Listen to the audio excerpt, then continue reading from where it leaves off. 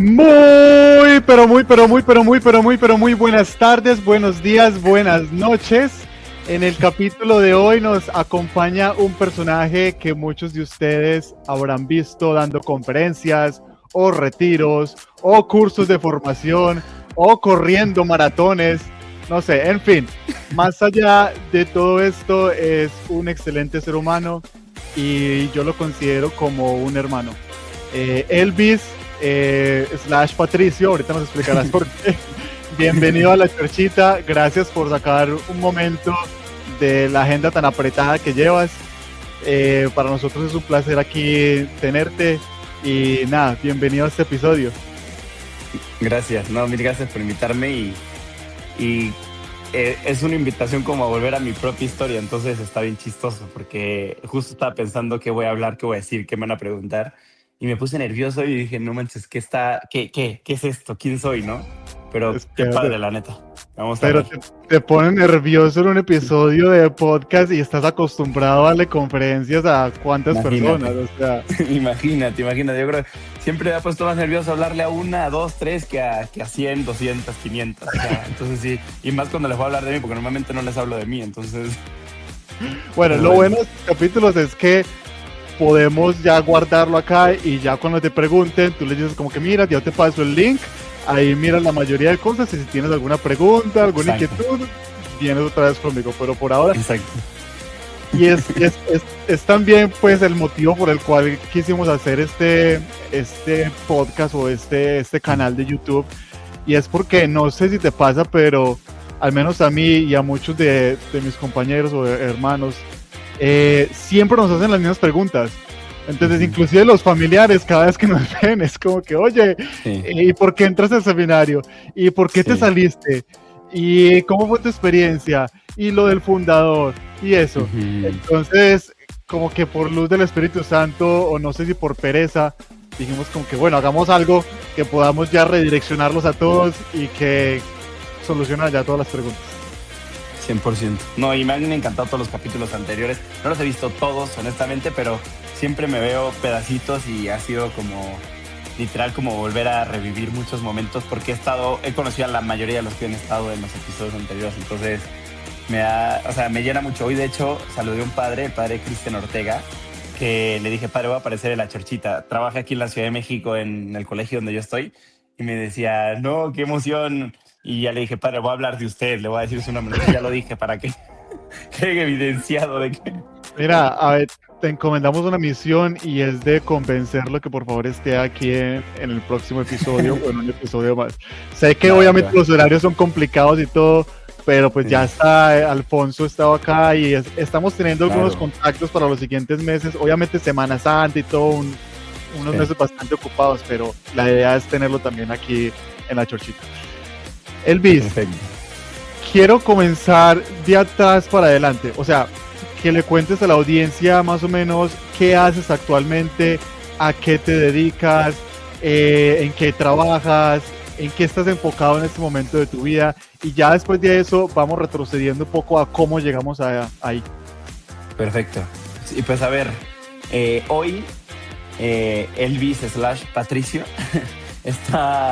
pues hoy estoy trabajando, principalmente tengo como dos trabajos, ¿no? El primero que es un trabajo en una prepa aquí en la Ciudad de México. Trabajo como tutor o coach, dando acompañamiento a jóvenes de entre 14 y 18 años. Eh, y dedico todas mis mañanas a estar con ellos, literalmente, a atenderles en los diversos ámbitos y las diversas necesidades que ellos van teniendo. Pero aparte de eso, desde hace 3 años fundé una empresa que se llama Formarte Más, en la que me dedico, por una parte, a dar coaching y acompañamiento a personas que no trabajan en la prepa o chavos que no vienen en la prepa, a jóvenes, siempre jóvenes, y por otra parte me he metido mucho en el mundo de las conferencias y literal esta es la parte que más me está apasionando actualmente en mi vida. Ya en estos 3 años ya llevo más de 400 conferencias y voy abordando temas que pasan desde discernimiento vocacional, ¿no? Como una parte de experiencia personal, hasta cómo vivir una vida con sentido, cómo vivir una vida con trascendencia, cómo organizar tu vida. Y últimamente, en el último año, me he dedicado mucho más a bueno, los 2 últimos años me he dedicado mucho más a hablar de temas de masculinidad.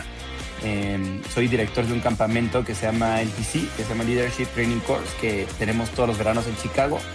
Y aparte de eso estamos montando un congreso de masculinidad aquí en México. Y nada, doy muchos cursos de masculinidad últimamente. Entonces como que ese ha sido, o sea, todo el camino que he seguido me ha traído hasta hoy, ¿no? Aquí en México, y también he salido a Guatemala, El Salvador, pues Estados Unidos también y así. Entonces lo estoy disfrutando mucho. Elvis, pregunta, ¿cómo monetizas tú en ese ámbito o en ese ambiente? O sea, ¿te pagan las empresas o las universidades para que vayas y des conferencias? ¿O creo que nació todo esto más bien como algo tuyo, como un proyecto tuyo y personal y lo convertiste después en una empresa? Sí, sí, o sea, literal las dos cosas. O sea, todo empezó como, a ver, siempre me ha gustado desde la Legión, me gustaba hablar en público, me gustaba que si dar la predicación de la hora eucarística, me encantaba, no sé, o sea, de verdad las clases de oratoria me encantaban y siempre era como algo que yo tenía ahí, como una espinita, ¿no?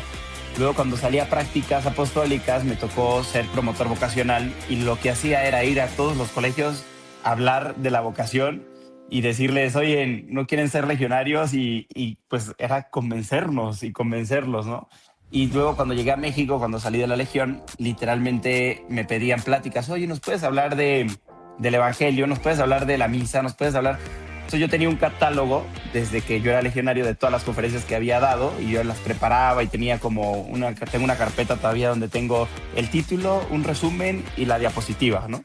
Entonces a partir de ahí sacaba las conferencias y un día me di cuenta en el colegio donde trabajo que querían llevar a una persona a dar un testimonio, a platicar y yo de que no, perfecto y de repente me dicen sí, pero cobran 80,000 pesos, ¿no? Que si no me equivoco son como $4,000. Y yo dije, en la torre, $4,000 de verdad, por venir una hora y platicar. Y yo decía, no manches, ¿qué estoy haciendo con mi vida? O sea, yo te estoy regalando mi formación, todo lo que te puedo dar y no estoy cobrando nada. Entonces empecé a cobrar $10 en las conferencias y la gente decía, sí, claro, te los pago. $50 y ya fui subiendo. Obviamente no estoy en $4,000 para nada, ni cerca. Pero me empecé a armar como esta. Ahí nace la empresa y esta empresa lo que hace es como formalizar mucho más mi trabajo.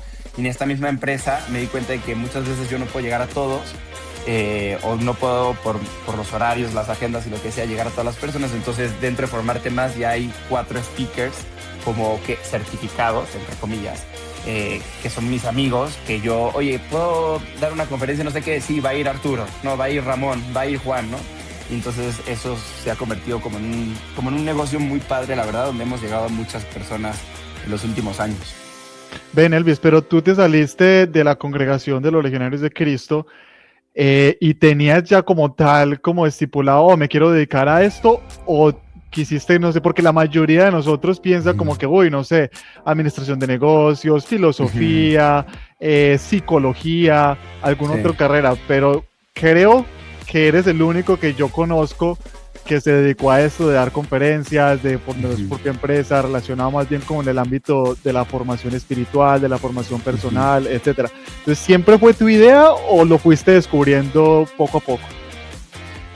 Yo cuando salí de la Legión tenía muy claro que mi vocación, uno, no era el sacerdocio, pero sí era a la formación, a la educación, y con una espiritualidad muy marcada que era la del Regnum Christi. Entonces, cuando yo salgo, mi primer paso fue entrar como prefecto de disciplina en un colegio aquí en la Ciudad de México. O sea, yo pasé mi currículum a un colegio en España, a uno en Colombia, en Medellín, lo pasé a varios aquí en México y al final me contrataron aquí en México y yo llego como prefecto de disciplina.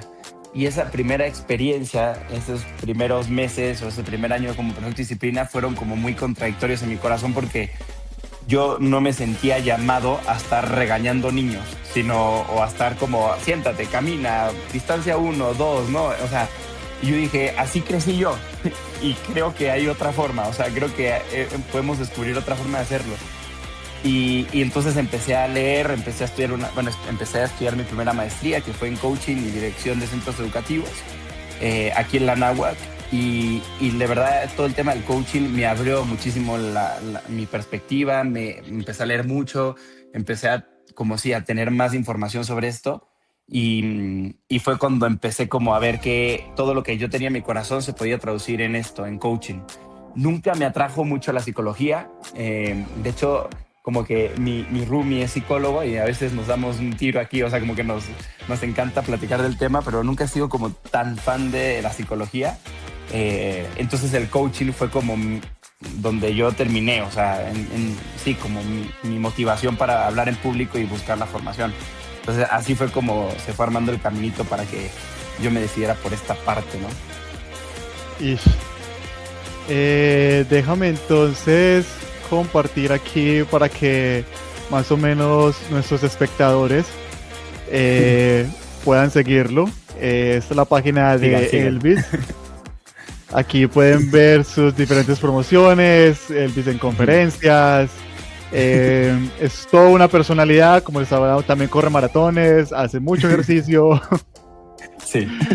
Etcétera. Entonces, más que invitados a todos los chorchiteros y chorchiteras que quieran ponerse en contacto, que lo quieran contratar, etcétera. Aquí está para servirles, creo. Sí, obviamente sí, sigan. Aquí les voy a dejar mi... Podemos dejar la descripción, sí, en el link. Aquí. Dale, Elis. Entonces, ahora que ya sabemos más o menos a qué te dedicas, vamos un poco a retroceder algunos años y contar cómo comienza ese camino. O sea, cómo resultamos en México, cómo resultamos en la parte de coaching, cómo resultamos primero que todo en un seminario menor tocando una flauta. Esa no la tengo, Esa me la pasan. ¿Cómo resultaste aquí con la estudiantina? ¿Cómo resultaste con... ¿Qué son estos? ¿Tus abuelos? Mis abuelitos, sí. Tus abuelitos, exacto. Ay. Entonces, toda historia tiene su comienzo. ¿Cuál es ese comienzo para Elvis como seminarista? O sea, ¿cómo llegaste ahí al seminario menor? ¿De cuántos años ingresaste? ¿Cómo fue esa experiencia? Cuéntanos. Sí, pues a ver, o sea, digo, soy venezolano, aunque mi acento no es tan venezolano, ya lo discutimos fuera del aire, Daniel y yo, pero soy venezolano. Mis papás son españoles, mi familia es española, pero también tengo la parte de mi familia venezolana, evidentemente, por parte de mi papá. Y bueno, yo nací y viví en Mérida, en una ciudad muy bonita, muy hermosa. Creo que en algún capítulo ya hablaron de Mérida porque los novicios fueron por ahí, y bueno, fotos yo vi también por ahí. Y bueno, ahí estudiaba en un colegio que se llama Madre Laura, que de hecho es un colegio de origen colombiano. Creo que la Madre Laura es una beata o una santa colombiana, y las monjitas, pues la verdad es que fue una educación bastante padre que nos dieron ahí. O sea, de verdad que yo me acuerdo muchas experiencias muy cool que me llenaron muchísimo y que me fueron acercando sin yo darme cuenta un poco a Dios, ¿no? Y en ese acercarme a Dios conocí a los legionarios, porque los legionarios llegaron a ese colegio, llegaban, no sé, cada octubre, cada noviembre a presentar el gran seminario menor de los legionarios. Y fue como una gran experiencia para mí conocerlos a ellos porque eran personas muy atractivas. El primer legionario que yo conocí se llamaba Pedro Campos, que 5 años después falleció en un accidente de tráfico. Bueno, le dio un infarto y hubo un accidente, si no mal recuerdo. Pero bueno, esa primera figura para mí, para mi familia fue muy impactante, ¿no? Nosotros éramos como católicos de a pie, o sea, como no teníamos compromisos con nada, ya íbamos a misa solamente cuando habían bodas o así, pero estos padres que llegaron a nuestra casa, que se metieron hasta nuestra cocina, nos convencieron de que había algo mucho más grande y de que había una religión, una espiritualidad diferente que podíamos vivir. Y entonces me empezaron a invitar al seminario menor, empecé a ir a la Apostólica, que quedaba en otra ciudad que se llamaba Barquisimeto. Entonces yo iba y venía, y a todo esto yo era hijo único. Y pues mi mamá me decía, sí, o sea, vas a ir al seminario, pero pues no te vas a quedar porque no tengo más hijos y no te vas a ir y me vas a dejar sola. Entonces, y esto es un dato importante porque después les cuento algo de esto, pero sí, mi mamá estaba muy como, bueno, ¿cómo te voy a dejar ir? ¿No? Y ya, los padres hacían su labor. Entonces, como que al inicio yo iba y venía. Y así seguía como estudiando mi bachillerato. hasta que ya llegó como el precandidatado, la apostólica, el seminario, se mudó de Barquisimeto a Mérida y yo vivía en Mérida. Entonces mi mamá me dijo, bueno, aquí sí te dejo entrar porque queda a 10 minutos de mi casa. Entonces entré al precandidatado, viví ahí 2 años muy felices, ¿no? En el precandidatado, antes también como apostólico también, pero pues en el precandidatado ya estaba más tranquilo porque mi mamá estaba tranquila y mi papá también, ¿no? Me tenían ahí a vuelta de la esquina. Y en esas fotos que mostraste eran justamente el precandidatado. Algo que a mí me encantó de la apostólica o de los apostólicos era que yo los veía como personas, como chavos jóvenes, no perfectos, pero que sí rozaban la perfección. Que eran buenos para jugar al fútbol, pero eran buenos para tocar un instrumento, que hablaban latín, griego, que te trataban bien, que eran caritativos, que, o sea, como que yo decía, es que si hay perfección en el mundo tiene que ser así, vestido de azul y blanco, o de rojo y blanco, ¿sabes? Como era el uniforme de los apostólicos y precandidatos. Entonces yo creo que por ahí yo descubrí una forma de acercarme a mi mejor versión. Ahora lo veo así, en ese momento era un niño inmaduro que le gustaba jugar al fútbol y ya, ¿sabes? Pero hoy que me pregunto y me cuestiono, digo, claro, yo veía ahí tanta cosa buena que yo quería ser parte de eso. Y ya, entré al precandidatado, hice el precandidatado ahí en Mérida y fue como encontrarme primero conmigo mismo, con una versión de mí ahí, de que con sus imperfecciones, inmadureces y con mi personalidad me sorprendieron porque no me reconocí así. Después fue también encontrarme con Dios, un Dios que hasta el día de hoy lo sigo diciendo, es un Dios persona, no personaje. Creo que me habían hablado mucho de un Dios del rosario, de un Dios aburrido, y en la apostólica me di cuenta de que no, de que Dios sí estaba vivo y que quería una relación conmigo y me estaba esperando. Y después también fue como un encuentro con una familia espiritual, ¿no? Que era todo lo que es el Reino en Cristo y todo lo que son los legionarios de Cristo, ¿no? Que personalmente para mí ha sido, creo que el camino por el cual me he convertido en la persona que soy. Y así empecé el camino, digamos así, ¿no? No sé Ven, si hablas. pero entonces, ¿en qué momento tu mamá o tu familia dijo como que listo? O sea, ya ingresaste, pero llegó un momento donde tú les dijiste como que mira, yo quiero seguir adelante, ya quiero, no sé, ingresar al noviciado y pues ya ahí Sí. sí, adiós familia, no nos volveremos a ver por mucho tiempo, a hablar por mucho tiempo. Tu mamá aceptó ya de buena manera eso. Me imagino que los padres la convencieron y hablaron, o tú no sé si hablaste con ella y decirle, mira mamá, me siento muy feliz, me siento muy contento, creo que esto es lo mío. Y ya al ver que tú ya tienes un poco más de edad, ella como que te dio la luz verde y bueno, dale. Sí, sí. O sea, mi mamá, o sea, mis papás, yo creo que el único tema que ellos tenían, y luego si lo escuchan que me corrijan, pero yo creo que el único tema que tenían era que yo era hijo único. Y eso pues era un tema importante para ellos, porque quedarse solos, pues yo creo que ningún papá quiere quedarse solo. Y cuando ya se acercaban los meses, o sea, al año, digamos, al año de yo ya decirles, pues me toca ir al candidatado, esto ya es algo más serio, quiero seguir en este camino. Mi mamá me dice, pues estoy embarazada, ¿no? Y yo decía, mira, no, mi mamá antes había tenido 3 abortos naturales. Y de repente me dice, estoy embarazada, y yo era como, bueno, mamá, pues mira, o sea, como Dios quiere, o sea, Dios, y mi mamá, no vamos a celebrar, sabes que a mí me cuesta mucho tener hijos, vamos a esperar. Y para no hacer la historia larga, sí nace mi hermana, o sea, mi hermana nace en febrero, el 2 de febrero, el día de la vida religiosa, ¿no? Nace el 2 de febrero y yo me voy al candidatado en junio, o sea, 5 meses después. Y para mí eso fue como, para mí, para mi familia fue como una confirmación de Dios que decía como, entra, o sea, entra, ya que el tema era que no tenías hermanos, el tema es que tu mamá no tenía un hijo, pues ya tiene una hija, ¿sabes? Entonces ya mi hermanita, pues digo, la quiero muchísimo y vino como a abrirme literalmente una puerta a mí y abrir una puerta en mi familia también hacia Dios, hacia confiar en él, sus planes y bueno, yo entré en ese momento al candidato y pues mi mamá, ni modo, su excusa se la había acabado, o sea, de que pues ya tengo una hija, entonces pues ya te puedes ir, ¿sabes? O sea, entonces fue muy chistoso y para mí fue como, de hecho fue una de las señales por las cuales yo dije Dios me está llamando, ¿sabes? Ese hecho así concreto. Ven, pero yo aquí me pongo a pensar y me cuestiono un poco porque dentro de esa decisión tan madura que hiciste, yo me pongo a pensar y yo digo, uy, yo no sé si yo hubiese seguido adelante en mi vocación sabiendo que acaba de nacer mi hermana.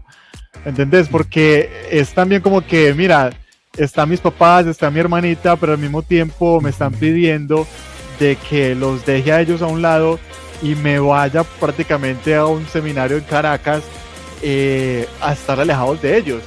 No sé si se te pasó ese cuestionamiento por la cabeza o dijiste como que, uy, ¿será que me doy un tiempo? ¿O será que no? ¿Te arrepientes de pronto no haber pasado tanto tiempo esos años con tu hermana o no? Sí, o sea, creo que, a ver, uno, en el momento mi forma de verlo fue, Dios me está diciendo más claro imposible que me tengo que meter al seminario. En ese momento, un padre me había dicho, mira, como tú tienes pasaporte español, lo más probable es que tú te vayas a España, porque así, digamos, como que llenamos más el noviciado de allá y no vamos a tener ningún tema. Y yo me acuerdo que yo lo hablé con mi mamá y creo que los padres hablaron también con ella y mi mamá como que sí pidió como que espérame, no, tan lejos no. O sea, y más porque mi mamá ya sabía que se acababa de abrir el noviciado en Caracas. Entonces yo estaba más como con la ilusión de un niño de decir, no manches, me voy a ir a España, ¿no? Y qué emoción. Nació mi hermana, es Dios que me lo dice. No, en ese momento no pensaba tanto como, no voy a ver a mi hermana, ¿no? Era más bien como que ya me quiero ir, ¿no?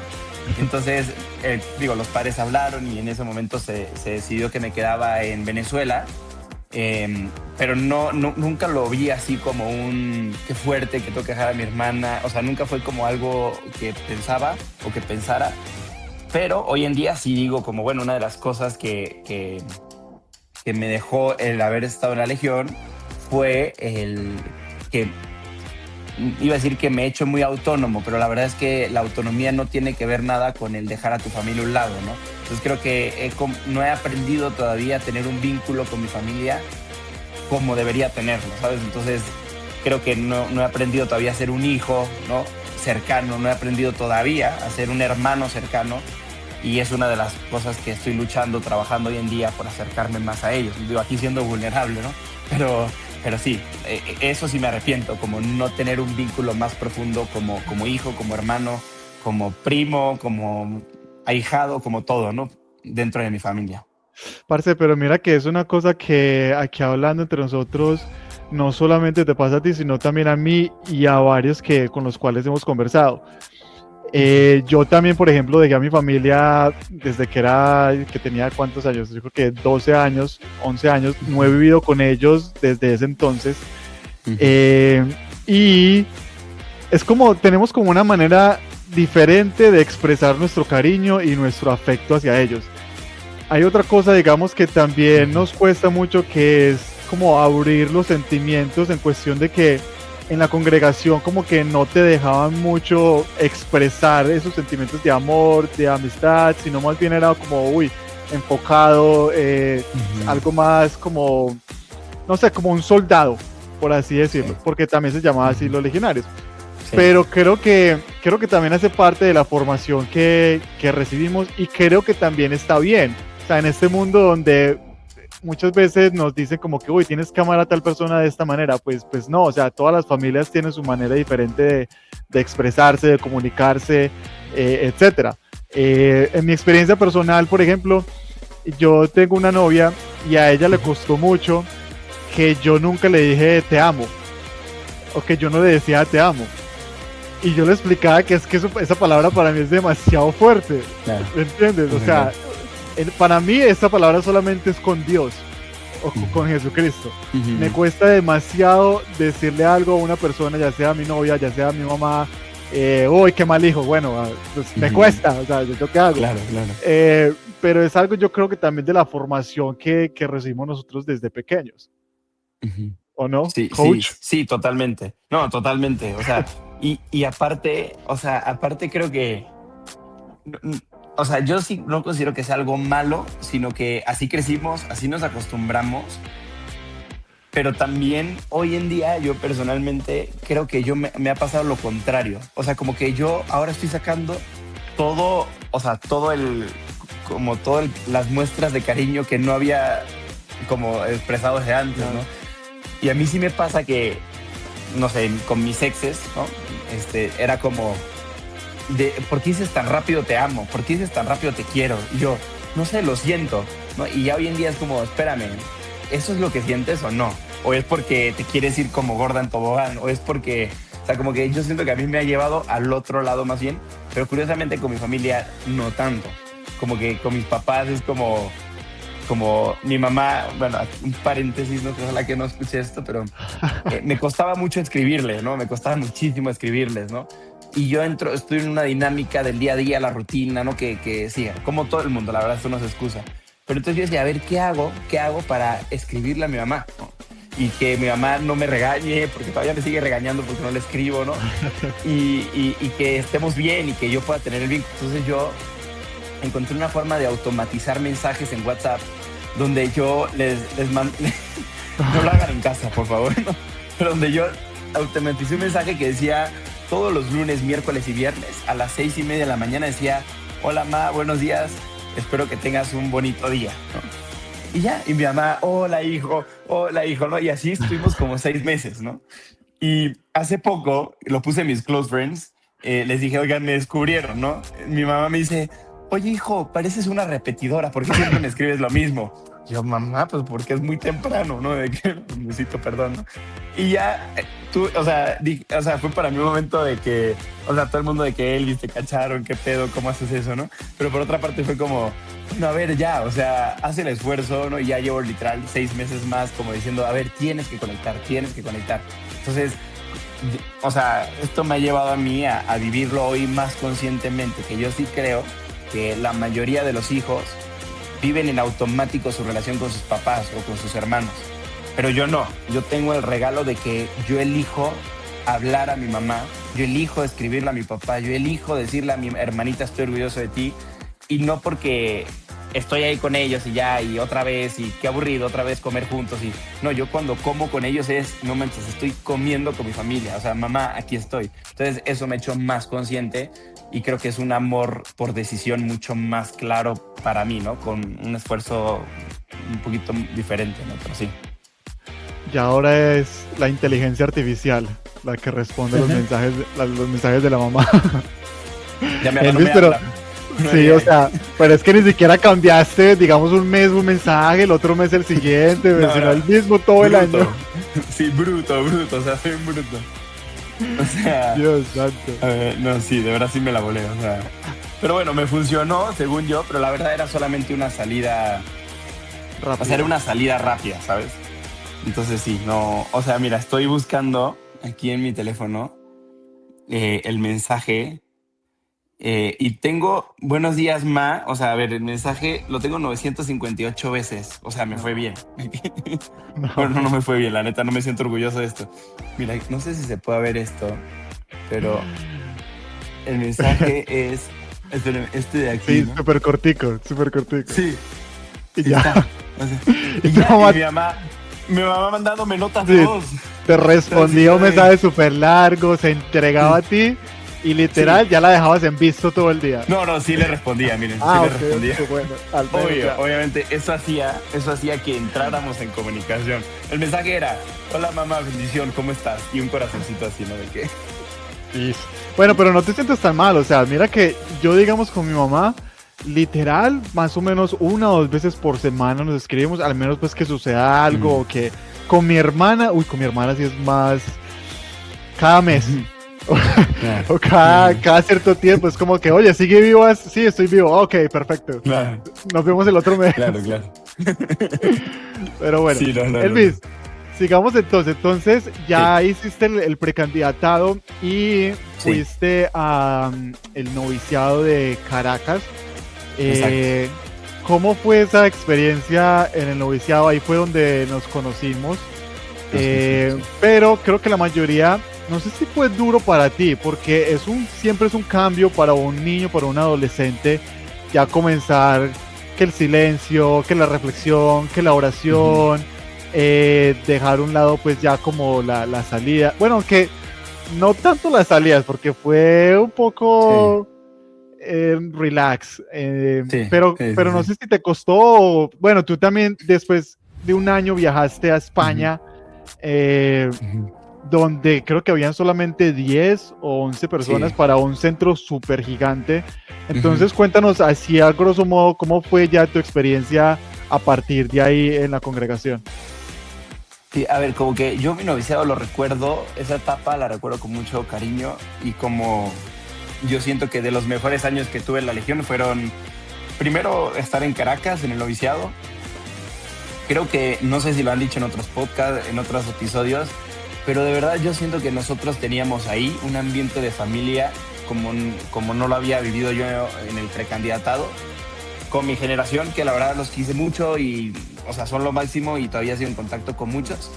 Pero de verdad en el noviciado yo siento que hicimos, o sea, muy buen clic todos, o sea, tanto los que venían de Colombia como los que veníamos de Venezuela. Siento que nos juntamos muchísimo, como que yo me sentí muy querido, muy acompañado y también siento que descubrirlos a ustedes, novicios que venían de Colombia, como que a mí personalmente me llenó muchísimo, o sea, me dio muchísimas cosas. Entonces, como que yo recuerdo esa etapa como que en mi etapa del año en el noviciado en Venezuela con ustedes, como una gozadera. O sea, reíamos, o sea, de él y con el vigilante, reíamos de cada cosa, del incendio que nos pasó. O sea, es que cada cosa que nos pasaron era gozar, gozar, gozar.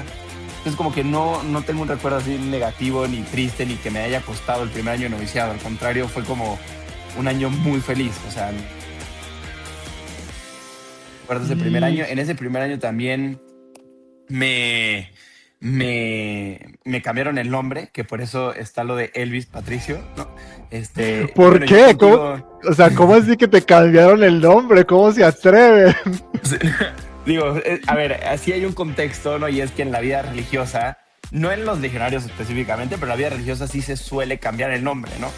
Y, por ejemplo, las monjitas no es que se llame Sor Elena del Corazón de Jesús y la Santísima Trinidad, no, así no se llaman, ¿no? Bueno, sí se llaman así ahora, pero antes seguro se llamaba Andrea, no sé, cualquier cosa, ¿no?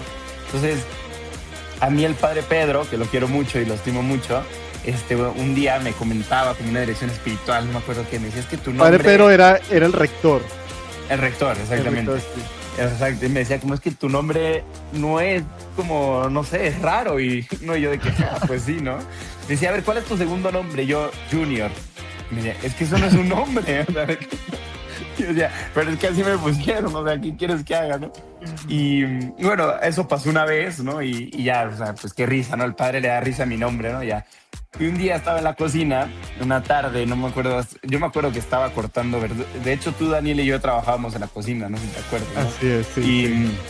Y yo estaba algo cortando, no sé qué, de repente era la tarde porque llegó él y el padre Gustavo, llegaron como por su merienda, ¿no? Y por la merienda que tenían los padres en el comedor aparte, ¿no? Entonces, yo me acuerdo que ellos llegan, ¿no? Y el padre Pedro en ese momento espontáneamente le dice al padre Gustavo, padre, ¿qué piensa del nombre de Elvis, no? Y el padre, hombre, hombre, hombre, Y ¿no? bueno, pero Hombre, no. Y yo de que pues ya basta, o sea, de que no, yo cortando algo, no sé qué, si eran papas o qué era, ¿no? Creo que sí eran papas para la noche, pero no sé por qué tengo ese recuerdo. Y al padre me dice, ¿por qué no le cambiamos el nombre? ¿Qué nombre te quieres poner? Y yo honestamente siempre he sido como muy devoto de San Pedro. O sea, porque siento que San Pedro es un tipo en el que yo me represento mucho. O sea, es como un güey que se equivoca mucho, pero que sigue siendo, intentando ser fiel, ¿no? Intentando estar cerca de Diosito y de Jesús, ¿no?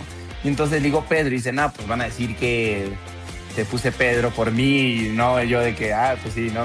Y me dice, ¿cuál es tu patrono? Y mi patrón ese año había sido San Patricio. Entonces me dicen, pues mira, Patricio, no tenemos ningún hermano Patricio, ¿no? Y dije, pues, entonces el padre Pedro le dijo al padre Gustavo, dele una bendición, padre. Yo no sé qué rezó el padre Gustavo, sé que me puso una mano en el hombro y rezó, me echó una bendición y se fueron. Y yo me quedé ahí como, ¿qué ha pedo? pasado? O sea, ¿qué pasó aquí? O sea, dije, no manches, o sea, ¿qué es esto? No, bueno, ya. Pasamos a lo siguiente y creo que en la explicación de reglas, ahora no me acuerdo tan bien los detalles, pero creo que ahí el padre dijo, por cierto, antes de pasar a la cena, quiero que sepan que ya no se llama Elvis, se llama Patricio a partir de ahora. Y yo de que, ¿qué es esto, güey? O sea, de que, ¿cómo que me llamo Patricio? Bueno, va, o sea, me llamo Patricio. Y, a ver, yo personalmente al inicio me lo tomé de broma, o sea, como Patricio. Y yo creo que todos ahí también le habrán dicho que random, pero pues sí, Patricio, ¿no? Y entre risas, pero acostumbrarnos, todo el mundo me empezó a decir Patricio.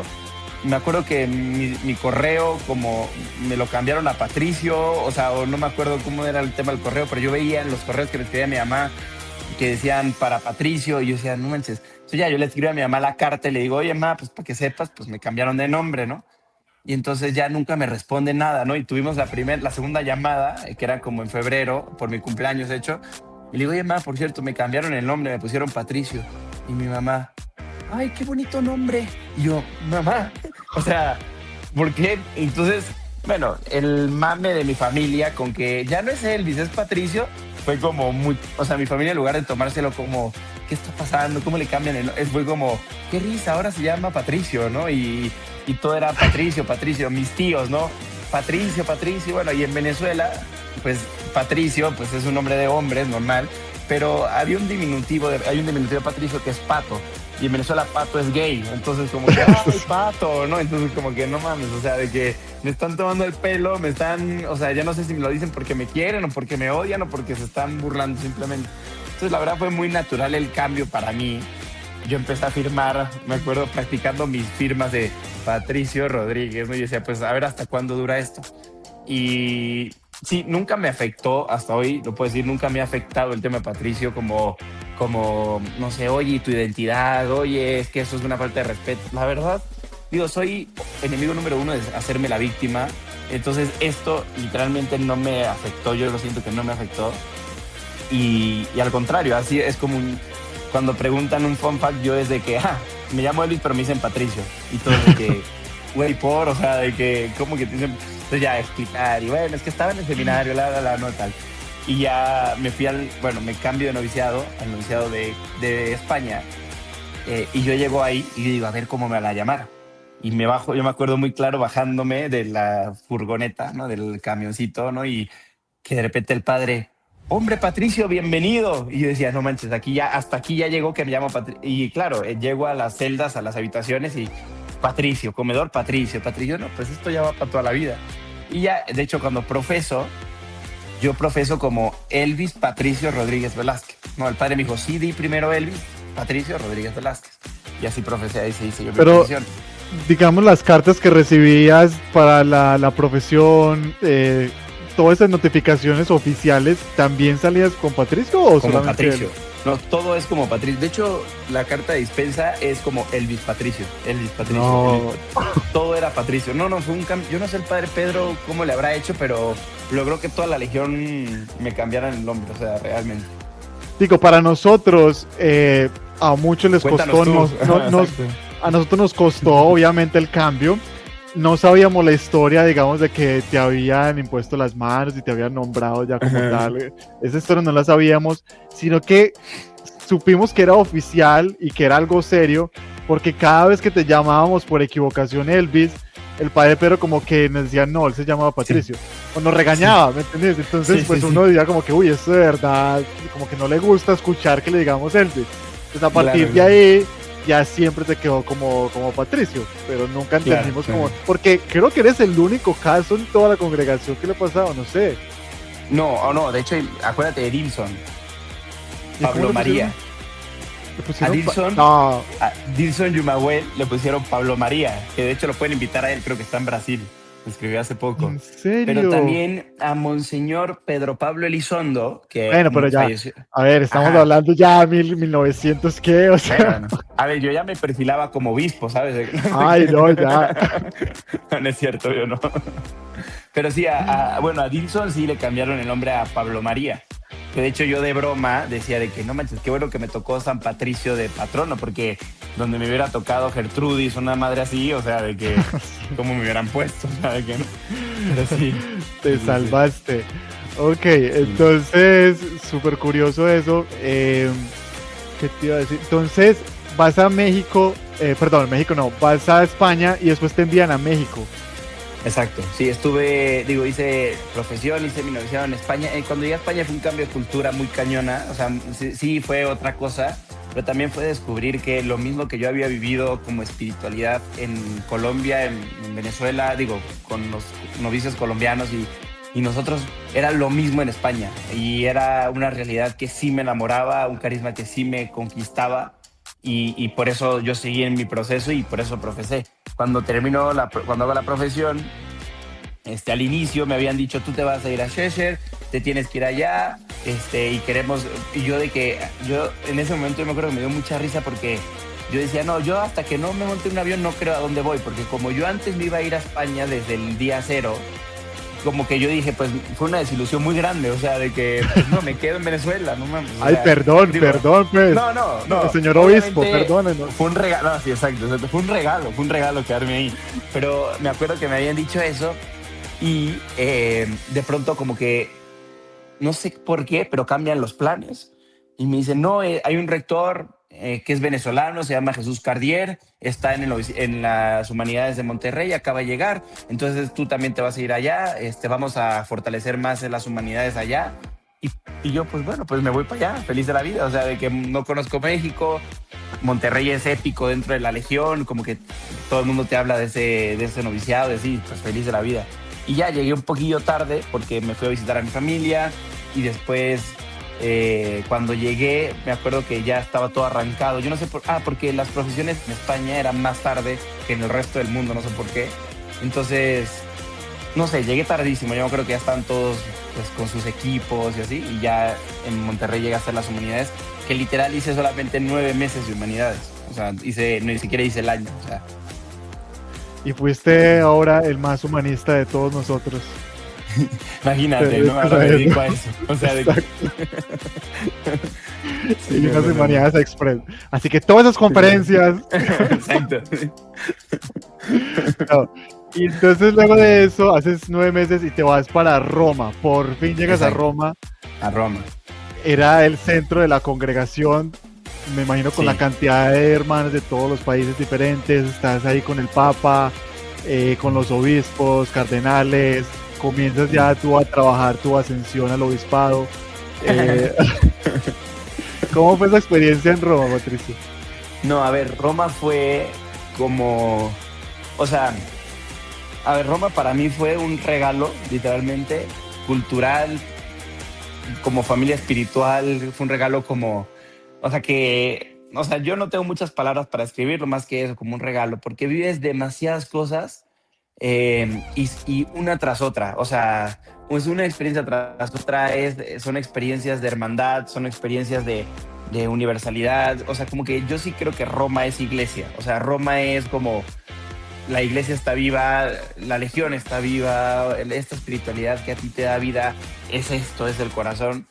Y yo llegué ahí muy ilusionado, o sea, llegué joven, llegué con muchas ganas de comerme Roma, de aprender italiano lo antes posible para empezar a hacer cualquier cosa menos estar en el seminario, ¿no? Y también Roma fue libertad, o sea, yo lo veo mucho así, libertad bien organizada, bien ordenada, pero libertad porque desde el día cero que llegamos, desde el día 1 era como, pues si quieren salir salgan, si quieren estudiar estudien, esto es lo que tienen que hacer, ¿no? En ese momento me acuerdo que no nos daban calificaciones al inicio de cómo iban nuestros, ¿no? De cuánto sacábamos y demás, entonces pasé, no sé, o sea, yo no sé si pasé con 10 o con 5, con no, ya después cambió, o sea, al menos yo tengo ese recuerdo y fue como, bueno, tengo que echarle más ganas, tengo que dar más tiempo al estudio, lo que sea, pero sí fue como mi primer momento de gozarme mucho la iglesia, de gozarme mucho la espiritualidad, de gozar mucho a los hermanos, de empezar a hacer apostolado y sentirme como este es mi lugar, porque empecé a ir con las hermanas de la caridad, tuve el regalo de estar en la canonización de la Madre Teresa de Calcuta y yo era como bestie de las monjitas, de las hermanas de la caridad, entonces me pusieron hasta adelante con ellas y yo de que no manches, es Madre Teresa, ¿no? De que no. Y, o sea, colitarle al Papa, tuve también el regalo, era el año de la misericordia, el jubileo de la misericordia, me tocó dar la comunión en la Plaza de San Pedro un montón de veces. Y sí, me tocaron superiores muy cercanos, muy amigos, y volver otra vez a coincidir con los hermanos que había estado en el noviciado en Colombia o con los hermanos que había estado en España, en México, fue como el gran reencuentro. Entonces, para mí Roma fue un regalo de Dios, literal. Y una claridad sobre las notas. Es que no nos dejaban ver las notas en muchas ocasiones porque nos decían que uno estudiaba para Dios, o sea, para formarse uno mismo, y que no era una competencia como tal, yo saqué 10, yo saqué 9, sino que tú estudias porque te quieres formar sacerdote y lo demás, entre esas cosas, las notas, no importan. Hoy después se cambió ese tipo de cosas y bueno, pero bueno, entonces Elvis, hasta ahora, Patricio, hasta ahora todo ha sido maravilloso, todo ha sido, mejor dicho, el paraíso, pero entonces aquí la gente se pregunta, bueno, ¿y entonces qué pasó? O sea, ¿por qué decidiste dar un paso al costado y dedicarte a otra cosa? ¿Cuál fue ese proceso? ¿O qué fue lo que te dio ese clic a decir como que no, mira, ya esto de pronto no es lo mío, ya puede ser otro camino? Contémosle por favor a la audiencia. Sí, a ver, digamos, mi proceso de discernimiento hacia salir sí empieza en Roma, pero termina en las prácticas. Y empieza en Roma porque yo justo trabajaba con las Hermanas de la Caridad y yo me acuerdo mi primera como crisis vocacional, entre comillas. Yo me acuerdo haber ido, bueno, Steven, yo creo que muchos de los que han pasado aquí les pueden contar, pero el apostolado con las Hermanas de la Caridad empezó como algo chiquito. Íbamos 3 hermanos, era en Torbelamona, un lugar lejos del centro, un lugar pues muy feo, donde muchas drogas, mucha delincuencia, y pues íbamos y era como miedo, pero bueno, pues estamos con las hermanas y era enseñarles a hablar italiano a los niños, porque eran todos africanos y bueno. Y al inicio éramos muy poquitos y era como muy reservado, pero se fue poniendo como de moda, yo digo así, ¿no? Y empezamos yendo 3, después fuimos 6, después fuimos 2 días, después fuimos 3 días, ¿no? Y fue tan como tan bueno el apostolado que la universidad que tenemos en Roma para los laicos, para la gente normal de afuera, pues empezó a hacer apostolado ahí también. Entonces iban las chavas de la UER, de la Universidad Europea de Roma, íbamos nosotros. Y yo me acuerdo que la primera vez que yo empecé a sentir cosas, ¿no? Así como que fue ahí. Y maripositas, ¿no? Yo fui con el padre Alberto Simán, que era mi rector, y le dije, padre, a ver, voy a ser muy honesto. Y esto se lo voy a decir aunque me corra. Porque yo juraba que si lo decía me iban a correr. Dije, pero creo que me gusta una de las chavas de la UER, de la universidad, porque es que ve, padre, hace apostolados, carga a los niños, es increíble cómo me trata. Y empezamos, obviamente yo no tenía teléfono ni nada, pero cada vez que nos veíamos era como, qué padre, ¿no? Estamos juntos y bueno, ya nos vemos. ¿De dónde era? ¿Era italiana? Italiana, sí, italiana. Okay. Entonces yo me acuerdo que yo le dije al padre, cámbiame a apostolado o córrame la legión. Y el padre me dijo, qué bueno que te diste cuenta que eres hombre. Y yo, ya sabía, bro. O sea, no creas que me iba por otro lado, ¿no? Dice, y Elvis en la siguiente apostolado, oye, dame tu WhatsApp. Perfecto, no sé el siguiente viernes de la noche. O sea, comprando anillos, o sea, que no es cierto, no. No, pero me acuerdo que la naturalidad del padre de decirme, 1, qué bueno que te diste cuenta que eres hombre y que te van a gustar mujeres, normal. 2, yo no te voy a cambiar de apostolado, gestiónalo. Y me acuerdo que fue como, ok, esa palabra, gestiónalo. Y yo, gestiónalo, Elvis, gestiónalo. Yo dormía y como, gestiónalo, ¿sabes? ¿Qué gestiono? ¿Cómo lo gestiono? Yo literal fue como, bueno, seguí yendo al apostolado, porque aparte yo era el encargado del apostolado, ¿no? Entonces seguí yendo al apostolado, empecé a gestionarlo. Los primeros días no iba yo a o sea, íbamos miércoles y viernes, entonces yo ya dejaba de ir los miércoles, empecé a ir los viernes, después iba los miércoles, me la encontraba y fue como, ok, yo empecé a poner mis límites, empecé a poner como mi distancia y felices todos, ¿no? Me voy a mis prácticas, esto como primer hito, ¿no? Como primera parte de esta historia de cuando yo empecé a sentir cosas. Llego a las prácticas apostólicas en Centroamérica, El Salvador, Guatemala y Costa Rica, y llego como promotor vocacional, es decir, me mandan a buscar jóvenes que tengan inquietudes vocacionales. Entonces yo voy, empiezo a los colegios, empiezo a meterme durísimo en el Regnum Christi, y yo empiezo a conocer como matrimonios, novios, ¿no? Y empiezo a darles dirección espiritual a novios, no matrimonios no, pero novios, jóvenes. Y yo me acuerdo que me fui a Monterrey con los primeros que tenían inquietud vocacional y nos sentamos y el padre hace la siguiente pregunta. A ver, todos ustedes, ¿por qué quieren ser sacerdotes? ¿No? Yo estaba sentado hasta atrás, ¿no? Y los chavos que entraban al candidatado respondían, no, pues por esto, por aquello, no, yo sí, yo también, yo por dentro sí, yo también, ¿no? Y de repente el padre da un golpe sobre la mesa y dice que paz, ¿no? Dice, ok, todos se largan de aquí. Porque esas mismas razones que están diciendo, me las podrían decir unos jóvenes que se van a casar mañana. Si están aquí por eso, no es porque quieran ser sacerdotes. Todos se van y van a tener 1 hora para reflexionar y escribir por qué quieren ser sacerdotes. Y todos se fueron así, todos los hermanos como asustaditos así, y yo atrás así como... Yo llevo ya 5 años aquí dentro, bro. O sea, ¿qué hago? ¿De qué? Y yo el padre, oh, sí, qué inmaduros, ¿no? Increíble, increíble. Y yo de que estoy... Bueno, yo me fui a la capilla a rezar y yo de que, Señor, la cagué. O sea, no me estás llamando, ¿verdad? Y fue como una inquietud muy fuerte en mi corazón. Y fue como, no mames, ¿a quién le digo esto? Y empecé a conectar, llegué otra vez a El Salvador y empecé a conectar muchas cosas en mi interior, como un deseo profundo de paternidad, como eso que yo había vivido y que yo había gestionado en Roma, pues me había despertado también una inquietud a justamente un amor humano, o sea, un amor así de una mujer, ¿no? Y después el deseo de paternidad y después darme cuenta de que los motivos por los cuales yo sentía que Dios me había llamado no eran lo suficientemente fuertes como para descubrir que Dios me había llamado al sacerdocio. Pero sí sentía una atracción muy profunda hacia esta espiritualidad, hacia el salir, hacia el vértice a base, hacia el trabajar con jóvenes, formar líderes, ¿no? Y dije, pero es que todo esto me encanta, pero no me veo haciendo esto, ¿sabes? No me veo haciendo esto, pero sí me veo en todo lo demás. Entonces, en ese proceso, como que en algún momento pensé en ser consagrado, pero tampoco consagrado que no son sacerdotes. No sé si han hablado de esto en los cosetitos, pero no son sacerdotes.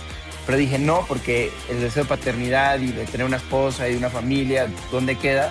Entonces, estando ahí en El Salvador, fue donde yo dije, pues a ver, con mi director espiritual, sentí muy fuertemente, muy claramente que Dios me estaba llamando a un matrimonio santo, un matrimonio fuera de la legión, evidentemente, pero con la espiritualidad y el carisma del Reino en Cristo.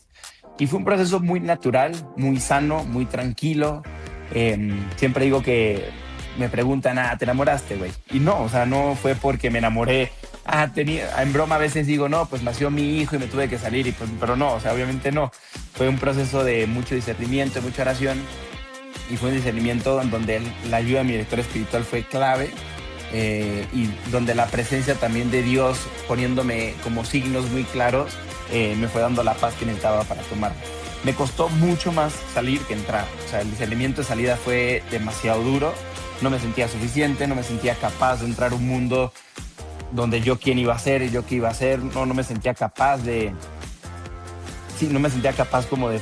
Incluso de formar una familia, ¿no? Que parezca contradictorio, ¿no? Y decía, a ver, ¿a quién le voy a gustar, güey? O sea, si yo solo sé peinarme helado y vestirme blanco y negro. O sea, sí, y hasta el día de hoy no sé vestirme, pero sí le gustaba alguna que otra, ¿no? Pero bueno, pero sí, así fue el proceso. Pero Elvis, ¿cómo fue que decidiste entonces ya comenzar de nuevo? Porque es un nuevo comienzo, pero ya esta vez en México, tu familia creo que sigue en Venezuela. ¿Se te pasó por la mente regresar en Venezuela o de pronto quedarte en Italia o en México? ¿Tuviste acompañamiento o algún guía que te ayudó a tomar esa decisión después de que ya habías dicho como que ya los legionarios no son para mí, ya es otro camino? Sí, no, o sea, no tuve ningún acompañamiento. A veces creo que he escuchado de algunos exlegionarios que dicen, me hubiera gustado que me ayudaran a salir, a adaptarme al mundo, un cursito de economía o algo así. Se me hace una buena idea, la verdad. Yo no lo tuve, pero no tuve eso, pero sí tuve una vida donde aprendí a trabajar y trabajar, ¿no? Como dice este expresidente colombiano, ¿no? O sea, sí tuve una vida en la Legión donde yo sabía que si quería algo tenía que, como dicen aquí en México, chingarle, o sea, trabajarle y darle. Entonces yo cuando salgo de la Legión, yo digo, a ver, ¿qué quieres? ¿No? O sea, fue mi pregunta, ¿no? Yo quiero la educación, quiero estudiar una maestría en educación y quiero dedicarme a el coaching, lo que sea, como que no tenía tan claro, pero quería que fuera por esa línea. Y pues, ¿qué has aprendido en tu vida? Trabájale. Y así empecé, o sea, yo de hecho empecé en El Salvador, empezó justo la pandemia cuando yo me salí y yo dije, pues, ¿qué hago? Necesito empezar a generar dinero. Entonces yo empecé a hacer tequeños, ¿no? Que los tequeños son como deditos de queso. De queso. Y me salía en bicicleta en El Salvador a vender tequeños en la calle. Vendía bandejitas de tequeños por $5. Y yo decía, es que esto es mi vida. O sea, yo estoy hecho para trabajar, no me importa yo me acuerdo que la Legión nos decía, tienes que estar listo para hablar con un rey o con un mendigo. Y yo decía en ese momento, pues ahora me toca trabajar con el mendigo y ganarme $5 en la bicicleta vendiendo tequeños. Y así empecé, como dije, pues esta es mi economía son los $5 que gané y que invertí y que me queda $1, ok, guardaba ese dólar, ¿no? Y después con ese dólar le juntaba otro y me compraba mi primera camisa, ¿no? Pues mi primera chamarra, ¿no? Me acuerdo, mi primera chamarra fue muy épica porque le dije, ya tengo dinero para ir a comprarme la chamarra, ¿no? Voy a comprarme un suéter porque empezó el frío. Y me acuerdo que mi mamá me dice, a ver, ¿cuál te compraste, no? Y se la muestro y yo todo orgulloso. Y me dice mi mamá, hijo, pero la compraste negra. O sea, negra, güey. O sea, ¿por qué negra? ¿Sabes? Y yo de que, no sé. O sea, me siento como con el negro y el blanco, ¿sabes? Entonces yo creo que en mi adaptación al mundo, yo creo que yo puse muchos principios que había aprendido en la Legión. Que no me los dieron después como un curso para que te salgas y aprendas, ¿no? Pero sí fue como, ok, austeridad. Siento que viví austero en la Legión y aprendí a vivir austero también en la vida. Sabía que me tocaba subirme a un autobús porque no iba a gastar todo el tiempo en Uber, porque no, pues, tu economía no te iba a dar. Y empecé con el autobús, ¿no? Y después ahorraba y me compré mi primer coche, ¿no? Y después ahorraba y me cambié de coche, ¿no? Y vivía en una zona, vivía en un cuarto de servicio, ¿no? Y después me cambié a un cuarto grande, ¿no? Entonces, como que cosas que aprendí en la Legión las iba poniendo en práctica en la vida, ¿no? Pero entonces esa fue mi experiencia. Eso de los tequeños da dinero, porque comprarte un carro... No, bueno, ya no vendo tequeños, ¿sabes? Eso nomás era el inicio. Pero sí, por ejemplo, sí recibí apoyos de la Legión, obviamente económico, muy significativo, la verdad, no fue la gran fortuna, pero en la Anáhuac, por ejemplo, donde estudié, pues sí me dieron un apoyo, ¿no? De una beca, ¿no? Del 80%, ¿no? Y sí, o sea, como que sí he recibido mucho apoyo de muchos legionarios. A veces yo siento que mis mejores amigos todavía siguen, bueno, no, afuera tengo muchos amigos también, pero muchos de mis mejores amigos siguen estando en la Legión. Y de verdad, aunque no me lo cobran, pero hablar con un padre, ir a echarte una cerveza con un padre o tener simplemente a alguien que te pregunta cómo estás, eso no me lo cobra la Legión, pero también me lo está dando la Legión, ¿sabes? Como de sentirme acompañado incluso ahora. Pero la adaptación fue así, fue literal aplicar muchos principios de mi vida como blanco y negro a la vida de color, ¿no? Entonces sí fue muy exigente, sí tuve muchos momentos de soledad, yo creo que todos ustedes lo habrán vivido también, pero de repente como que dices, puta, ¿qué hago aquí? O sea, ¿qué hice con el resto de mi vida? Me equivoqué, o sea, que gasté 8 años de mi vida en esto y ahora no. Y sí, mucha crisis, mis papás seguían en Venezuela, yo decía, Venezuela no era una opción porque políticamente, socialmente no era una opción para mí, no, todavía no lo es. Y era como, ¿qué estoy haciendo, no? De pronto me gustaba una niña y decía, no sé, le iba a escribir un WhatsApp y era muy estimada en Cristo. No, güey, así no se hace, ¿sabes de qué? Pues ya no es como antes, cabrón. O sea, cámbiale el chip, ¿no? Entonces, aprender, ¿no? Empezar a ver videos, empezar a, no sé, como que muchas cosas era como que, yo lo digo como volver a nacer. O sea, literalmente volver a nacer. O sea, vuelves a aprender lo más básico de la vida. Vuelves a aprender, sí, como por ejemplo, yo me acuerdo la primera vez que usé una tarjeta de crédito, de débito, yo decía, no mames, llegué a un cajero y me daba miedo ir a un cajero porque decía, ¿cómo se saca el pinche dinero? ¿Sabes? Y era, ¿qué hago con esto? Lo meto, ¿no? Y lo metí y yo sentía que la gente me miraba y yo como, no manches, el código, o sea, todo era como volver a nacer y aprender desde cero. Exacto. En el capítulo anterior precisamente contamos la experiencia de varios de nosotros, porque es que no es fácil, o sea, no. De verdad, y es algo de lo que nos pusimos de acuerdo, es que a muchos de nosotros nos hubiese gustado pues como una persona que estuviera ahí para aconsejarnos o para guiarnos, porque la transición es bastante fuerte, sobre todo para los que ingresamos a los 11, 12 años, somos niños y que habíamos vivido toda nuestra vida ahí, salir a un mundo que te devora vivo, pues no es fácil. Y contaba pues yo también el caso de varios compañeros, uno de ellos, por ejemplo, que lastimosamente se quitó la vida después de haber salido de la congregación. Entonces, como dices tú, no es fácil. Pero entonces, ahorita mencionabas de que, ¿qué hice estos 8 años? Los boté. ¿Tú te arrepientes de algo? ¿Te arrepientes de ese tiempo, la congregación? O como que mirando ahora al pasado, tú dices como que, me hubiese gustado cambiar esto, me hubiese gustado cambiar aquello, o no tomar esta decisión, o te sientes bien o te sientes satisfecho con lo que has hecho ahora. A ver, uno, como que sí me arrepiento de no haber vivido más al máximo todo lo que la Legión nos ofrecía, lo que la Legión me ofrecía. No me arrepiento de haber vivido esos años ahí dentro, al contrario, los agradezco muchísimo. Me arrepiento quizá de por flojera no haber conocido más Roma, por ejemplo, ¿no? Me arrepiento de por flojera no haber estudiado más la filosofía, porque decía, qué hueva, esto nos lo están obligando a estudiar, ¿sabes? Y hoy en día digo como que, si me acordara más de antropología, de ética, ¿no? Daría más pláticas y cobraría más caro, ¿no? ¿Quién sabe, no? Pero, sí me arrepiento de que algunos momentos muy específicos que pude haber vivido con más intensidad. No me arrepiento de lo que viví, no me arrepiento de haberme dado la oportunidad y de haberle dado la oportunidad a Dios de estar ahí. Hace poco platicaba con un alumno, con un chavo que le doy como acompañamiento. Me decía, Elvis, es que lo que tú viviste en la Legión es como lo que mi hermano vivió en el fútbol. Y le decía, a ver, cuéntame, ¿no? Y me decía, es que mi hermano se fue a España cuando tenía 16 años, no, 14 años, y desde los 14 hasta los 17 años estuvo allá jugando a las fuerzas básicas del Celta. Y al final, pues todo el mundo juraba que él iba a debutar en la Liga Española y lo que sea, y bla, bla, bla. Y al final, ni jugador de fútbol, ni entrenador, ni nada. Y dice, él viene y me los cuenta y dice, lo mejor que me ha pasado ha sido estar ahí, vivirlo. No soy jugador de fútbol, todo el mundo pensaba que iba a ir por ahí, de repente me fui por aquí. Y yo dije, pues sí, todo el mundo pensaba que iba a ser padre. De hecho, cuando les dije a todo el mundo que me salía, no se lo creían, decía, ¿cómo? Hay algunos que sí nos lo esperamos, pero de ti no, ¿sabes? O sea, ¿qué pasó? ¿No? Y yo literal no me arrepiento de nada, creo que fue un gran regalo. Si hay algo que yo cambiaría es como aprovechar más, no sé, cada momento, ¿no? O sea, me hubiera gustado ir a esa adoración nocturna en la que dije que me quedé dormido, ¿no? Pero no me quedé dormido, o sea, simplemente me dio huevo y no fui, o sea, me dio pereza y dije, no voy a ir. Entonces me hubiera gustado salir más y conocer más lugares, me hubiera gustado, no sé, como que sí vivir más intensamente muchas de las cosas que yo sé y Dios sabe que me dejé pasar. Pero sí, esa es como mi forma de verlo hoy, la verdad.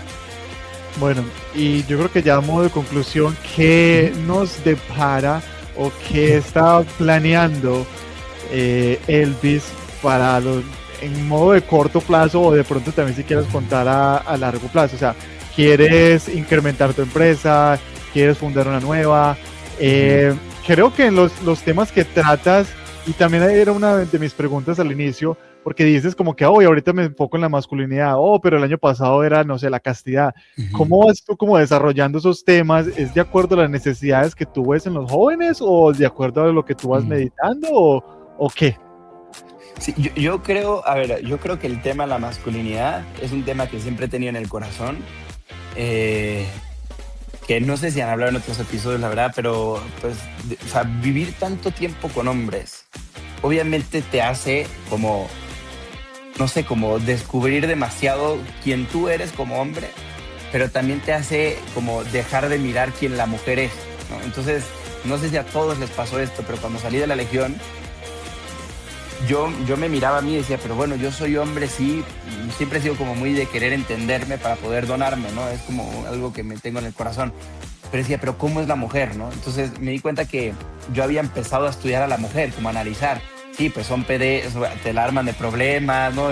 Son sensibles, que si el ciclo menstrual, y decía, pero es que ¿cómo voy a conocer a la mujer si no me conozco a mí? Entonces de ahí empecé a estudiar mucho más temas de masculinidad, empecé a leer, todo el mundo te habla de masculinidad salvaje de corazón, ¿no? Los 3 anhelos del corazón del hombre, ¿no? Que rescatar a una princesa, una batalla, bueno, yo que estoy en ese mundo es como lo básico, ¿no?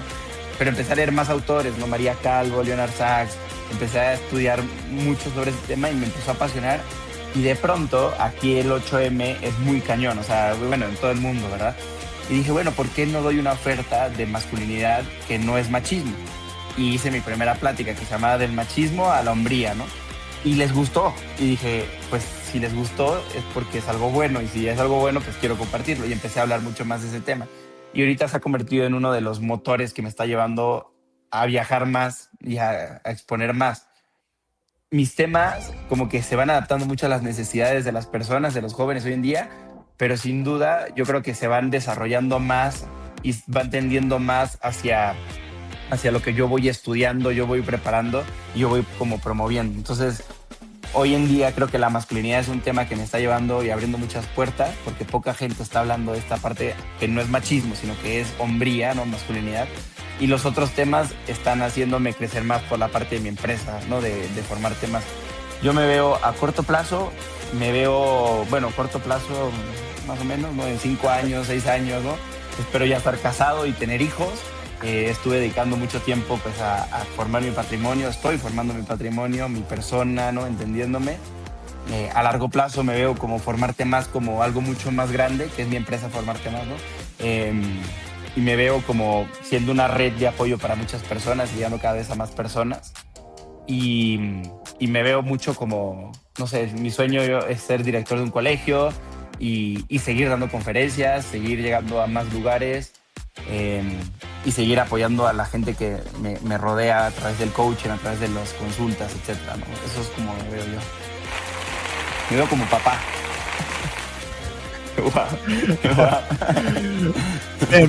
Pero es que no puedo dejar ir a la audiencia sin esta pregunta. ¿Te volviste a poner en contacto con esa muchacha en Italia o ya le perdiste la vista después de que saliste? Honestamente, la sigo en Instagram. Y ella sabe. No sabe. No sabe, no va a saber, yo creo. Así digo el nombre, pero sí fue. O sea, sí fue mi primer amor. Ella no lo sabe, nunca lo sabrá, yo creo, pero sí fue mi primer amor. La sigo en Instagram, de vez en cuando sube cosas. Pero digo, ya no siento nada por ella, evidentemente, ¿verdad? O sea, pero sí fue muy... En ese momento fue, yo creo que una de las primeras causas para darme cuenta de que no. De hecho, hace poco, Fernando Castro, no sé si ya salió aquí, pero ya salió en algún episodio. Pero seguro sabe de esto, pero me invitó a dar una conferencia de masculinidad a chavos de Roma, de Palermo, Roma, en italiano, ¿no? Fue un gran reto, la verdad.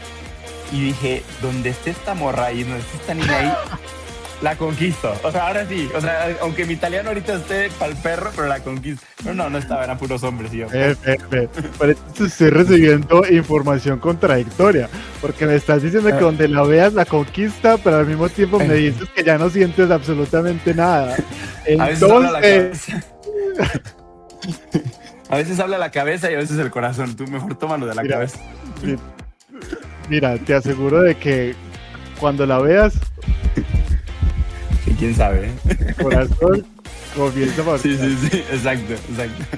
Pero bueno, Elvis o Patricio, muchísimas gracias por haber compartido este ratico con todos nosotros. Gracias por sacar un tiempito. Sé que tu agenda es internacional. Yo creo que ya deberías conseguirte, no sé, un asistente, un secretario para organizar toda la agenda, porque es bastante. Espero tener otra charla de pronto sobre alguno de estos temas que le interese a la audiencia. Para toda nuestra audiencia, hagan sus preguntas, hagan sus inquietudes, déjenlas en los comentarios. Y nada, muchísimas gracias, Elvis. Mensaje final para todos. Digo así a bote pronto, o sea, que sigamos viviendo al máximo lo que tenemos, lo que somos, y que nada que nos pase es malo si nosotros decidimos hacerlo bueno. O sea, por más que parezca una catástrofe, hasta lo peor que parezca así en nuestra vida, lo podemos hacer algo bueno si lo gozamos, si lo disfrutamos y si lo aprovechamos al máximo. Yo creo que eso es así como estoy viviendo ahorita y me está funcionando. Menos hasta ahorita. Ya después de esto no sé, pero... No soy responsable. Sí. No. Está bien. Gracias, Elvis, por todo. Gracias. Y para toda la audiencia, nos vemos en la próxima charla. ¿Ok? Adiós. Gracias. Adiós.